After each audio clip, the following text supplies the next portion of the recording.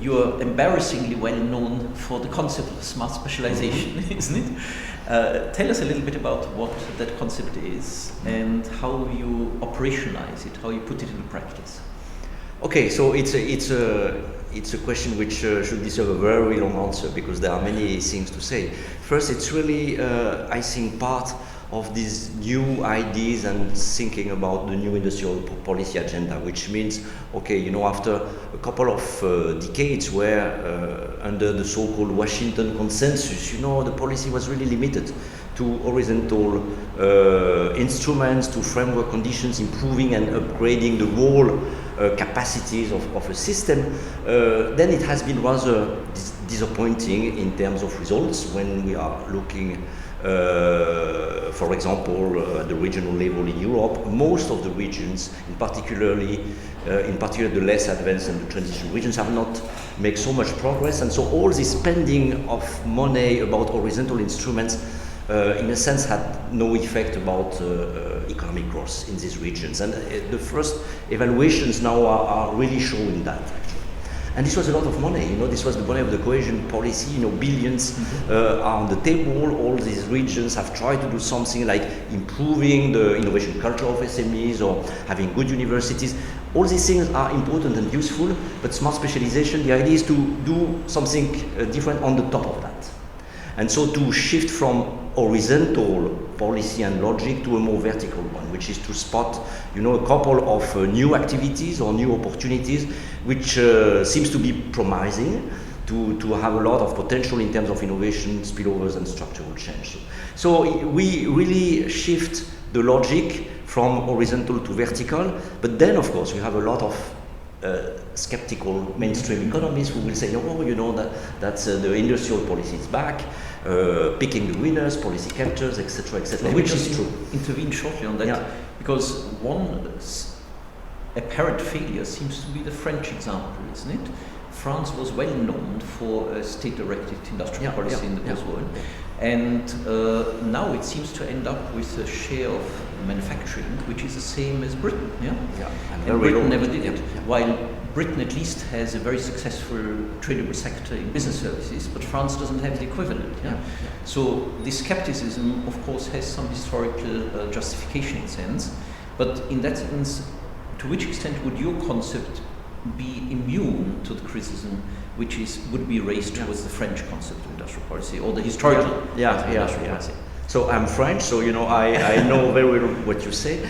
What you say is a bit unfair, because you really are taking the worst case actually. Okay. and there was this debate in The Economist between Joss Lerner and Danny Roderick about industrial policy, and Joss really took the French Mitterrand, Colbertist plan, and of course it was really a disaster.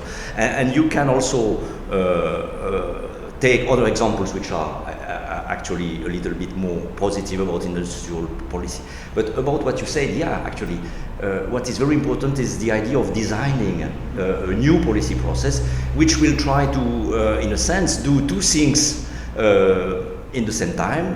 One is giving back to regions, governments, etc., some strategic capacities about what do we want to do, what do we want to see, where do we want to see our region positioning in the knowledge economy, etc. So these strategic capacities, while, because we learned from the past, we want also preserve, what makes really the engine of growth, which is decentralized entrepreneurial dynamics, etc. And the key concept, this is entrepreneurial discovery, which is the idea that this is no longer the state or the government which has the ex-ante knowledge about what to do, like in the French case, but this is really a discovery process. And so it's a serious principle, which means discovering what the region has to do is fully part of the policy process, and probably the most important part. While before, in this kind of principal agent model, you had the principal, the government telling what to do, and then the policy was simply to set the right incentives so that the firms execute the plan. Now discovering what is the plan is key, and this is the most difficult part, of course, of this policy. And this is why I said at the beginning, it's part.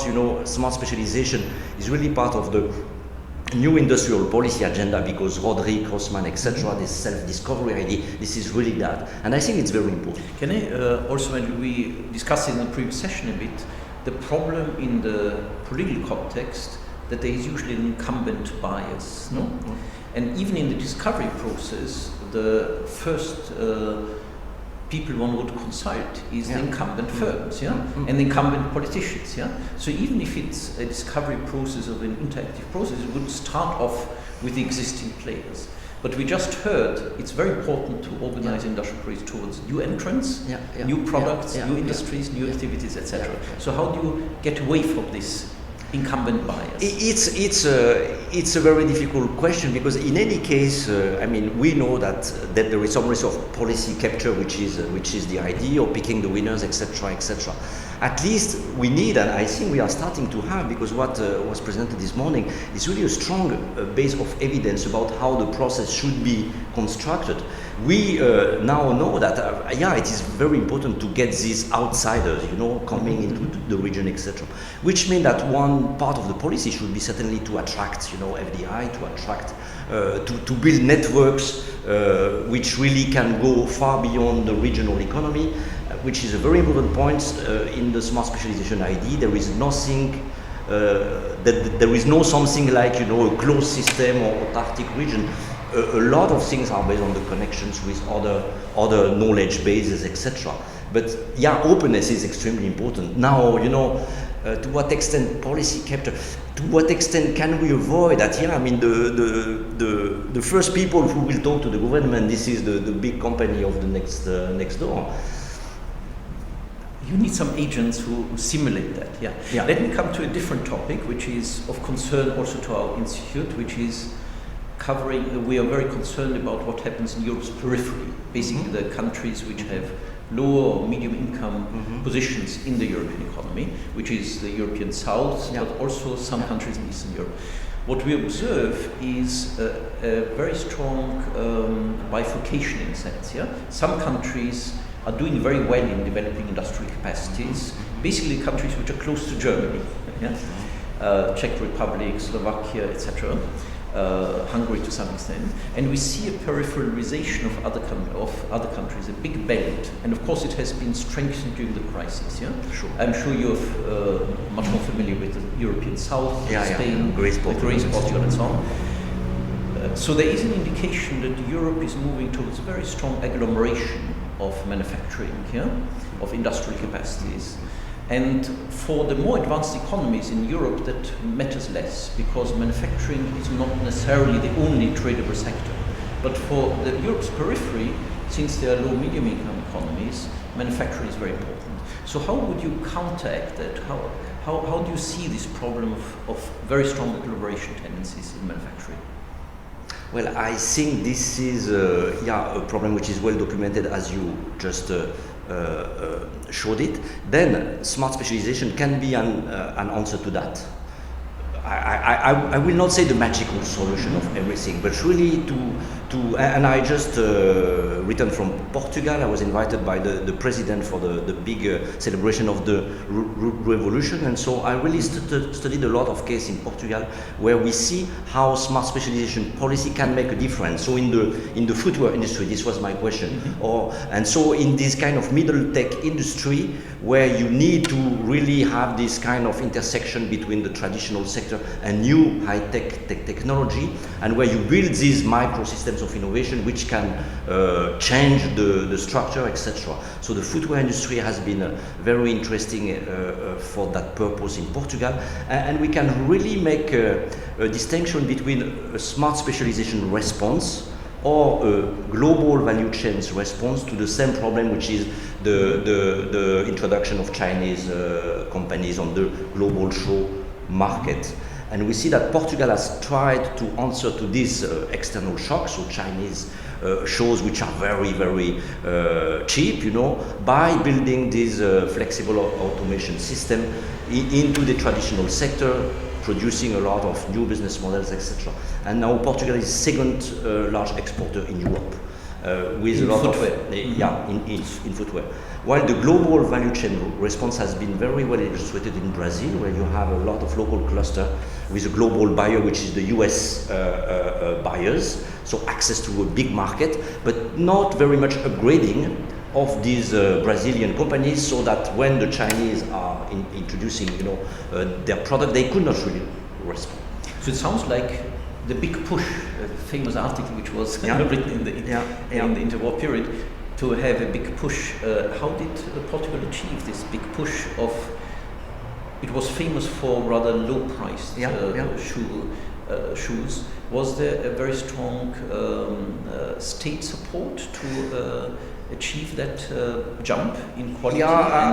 Big push is but it's a good concept actually. I think it's a good concept because it's not about cathedral in the desert, but it's really about coordination of different kind of complementary investments. So this is exactly the case. Here you have the Innovation Agency, which subsidizes the formation of consortium, including Porto Engineering School, some software and other kind of sophisticated suppliers, plus a couple of shows companies, and they all went together to discover, the new kind of design they have to do, etc., etc. So it was really the integration of different types of knowledge, including the economic knowledge, whether all these things are working economically, which made it working. So, but it's as in French we would say, this is haute couture. This is not prêt-à-porter. Haute couture means there is a course which is how to build this ecosystem,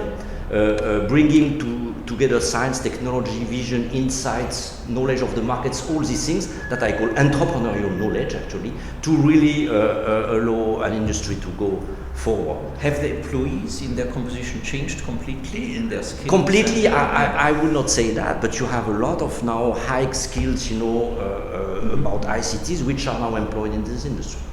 And the difference with the Brazilian cluster is that in these global value chains, at some points they were very good because they upgraded a little bit until a certain point, which means that they never could really upgrade and move forwards towards design, logistics, etc. And so when the cheaper suppliers came from China, it was finished. So I think it's interesting to see the two options actually. Let me ask a final question, because the overall topic of this workshop is basically whether there should be a renaissance of manufacturing in Europe. How important do you think it is altogether to give some priority to this sector, manufacturing in Europe at the moment? For me, industrial policy should not be limited to the narrow definition of industry. Actually, we are witnessing a lot of structural transformation in the tourism activities through ICT, high tech, which increase the operational efficiency of this service. So, which means that I really much prefer what you mentioned this morning: trade, non-tradable, goods, etc. What is really important is the capacity to transform any kind of activities, industry, services, through high-tech research, discovery, etc. So I think this is really the big point. Thank you very much, Dominic. It was a pleasure. Thank you.